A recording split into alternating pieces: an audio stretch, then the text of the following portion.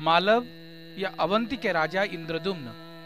मालव, जिसे आधुनिक भारत में उज्जैन कहा जा सकता है, जिसे भारत की पवित्रतम नगरियों से एक माना जाता है। यहाँ का राजा इंद्रदुम्न परम विष्णु भक्त थे। वे भगवान को प्रत्यक्ष रूप में खोज रहे थे। अपनी राजसभा में उन्होंने इस बारे में प्रश्न किया, परम ब्रह्म कहाँ है? उनका निवास कहाँ पर है? सभी ने कहा कि नीलाचल पर्वत पर नीलकंदरा में महाप्रभु का निवास है, लेकिन उस क्षेत्र के बारे में किसी को कुछ भी पता नहीं था। इसी तरह सोचते सोचते एक दिन जटिल ऋषि राजसभा में आ पहुंचे। उन्होंने अपना परिचय दिया और कहा, मेरा नाम जटिल है।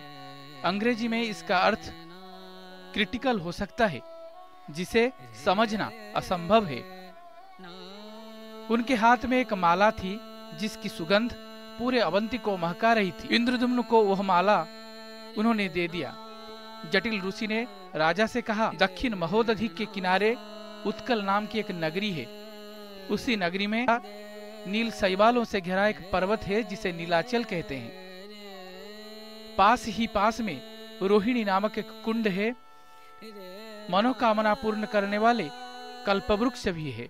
उसी नीलकंदरा में लक्ष्मी के साथ परम ब्रह्म नारायण नीलमाधव के स्वरूप में निवास करते हैं। कहीं अनादि काल से यह उनका नित्य निवास स्थल है। जो इतना कहकर जटिल ऋषि सभा से अंतर्ध्यान हो जाते हैं।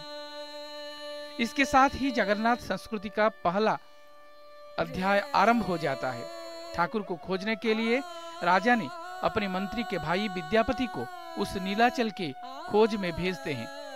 वहां विद्यापति और विश्वावसु का भेंट होता है। परम ब्रह्म ने नीलमाधव स्वरूप का त्याग किया और नए स्वरूप में, दारू रूप में, लकड़ी के स्वरूप में प्रकट हुए।